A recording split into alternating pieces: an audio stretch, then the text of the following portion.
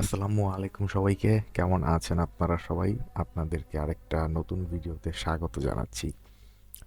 Recently social মিডিয়ায় একটা জিনিস খুব বেশি পরিমাণে ভাইরাল হচ্ছে এই আজকের দিনটা বিশেষ করে, এবং গতকালকেও কয়েকটা নিউজ আমি দেখছি। সেটা হচ্ছে ডিপ সিক এআই। তো এই জিনিসটা নিয়ে আমার একজন সাবস্ক্রাইবার আমাকে একটা কোশ্চেন করছে, তো যার জন্য ভাবলাম যে ভিডিওটা বানাই দেই আমি। তো সে যে কোশ্চেনটা করছে সেটা হচ্ছে, এই যে ডিপসিক এআই বা চ্যাট জিপিটি এগুলো দিয়ে কি আমরা ওপেন ডাব্লিউআরটি ফার্মওয়্যার বানাইতে পারবো কিনা।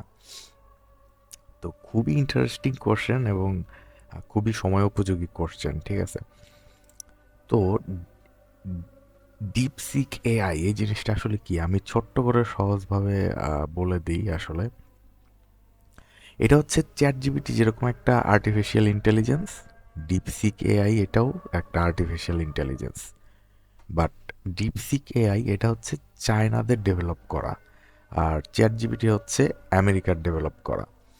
তো বিবিসি নিউজ 7 ঘন্টা আগে তাদের অনলাইন জার্নালে একটা নিউজ প্রকাশ করছে ডিপসিক এআই নিয়ে, যে এই চাইনিজ এআই অ্যাপটা এখন সারা বিশ্বে এটা নিয়ে কথাবার্তা হচ্ছে।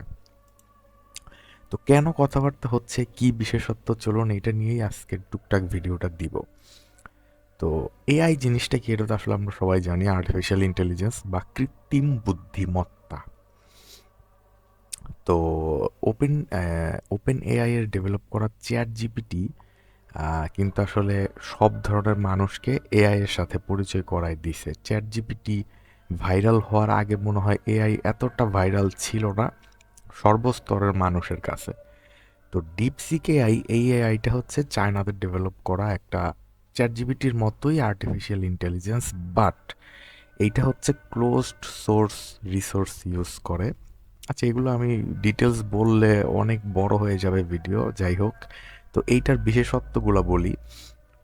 এই ডিপসিক এআই এটা যেটা করছে, যে জানুয়ারির 20 তারিখে গ্লোবালি লঞ্চ হয়েছে, ঠিক আছে।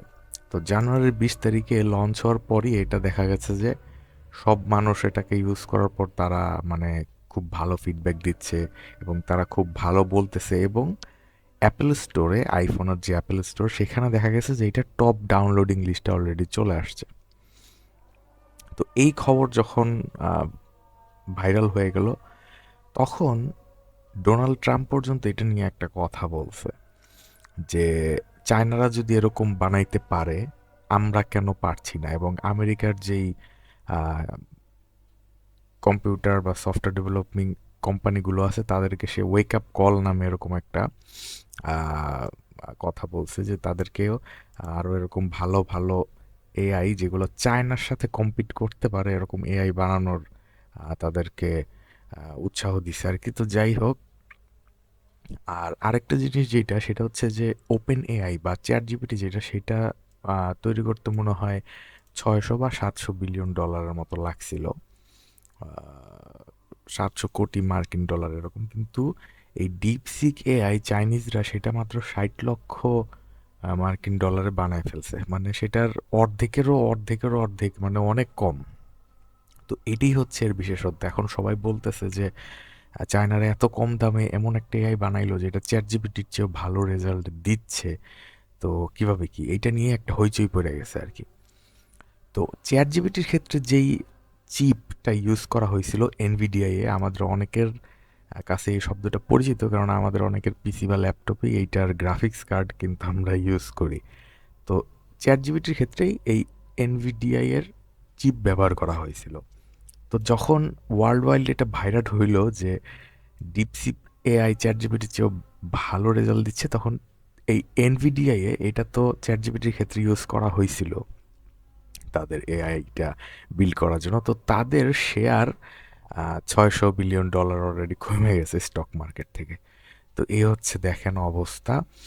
তো এটা নিয়ে তোলপাড় আলোচনা সমালোচনা কি হচ্ছে না হচ্ছে এগুলাই, ঠিক আছে। এগুলাই হচ্ছে মোটামুটি ডিপসিক এআই এর আদ্যপান্ত আর কি, সামারি, সংক্ষিপ্ত কথায় বলতে গেলে।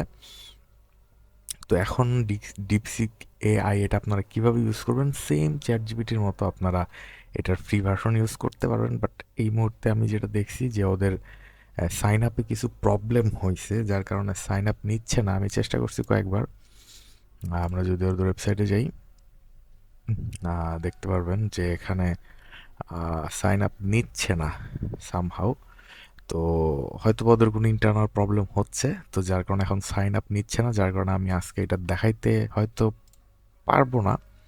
তো আপনারা গুগলে সার্চ দিয়ে অথবা অ্যাপল স্টোর থেকে অ্যাপ ডাউনলোড করেও আপনারা দেখতে পারবেন, ঠিক আছে, যে এই জিনিসটা কি, এবং চ্যাট জিপিটির সাথে তুলনামূলক কম্পেয়ারও করতে পারবেন যে আসলে কোনটা আপনাকে ভালো রেজাল্ট দিচ্ছে, ঠিক আছে।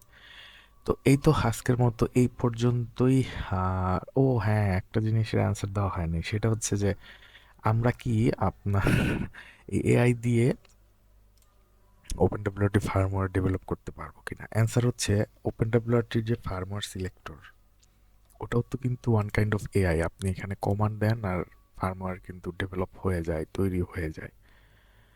তো যদি ওপেন ডব্লিউআরটির সব রিসোর্সগুলো ডিপ সিক এআই বা চ্যাট জিপিটিকে ইউজ করতে দেওয়া হয়, তাহলে আমরা হ্যাঁ ফার্মার বানাইতে পারবো, জাস্ট লাইক ওপেন ডব্লিউআরটি ফার্মার সিলেক্টরের মতো।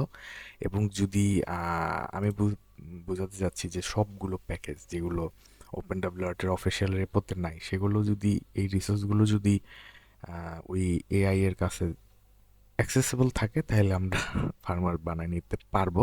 বাট মনে হয় না এটা অ্যাক্সেসিবল হবে বা কেউ কাউকে এরকম রিসোর্স দিবে, ঠিক আছে। তো এই তো আজকের মতো এই পর্যন্তই। সবাই ভালো থাকবেন, সুস্থ থাকবেন। আসসালামু আলাইকুম।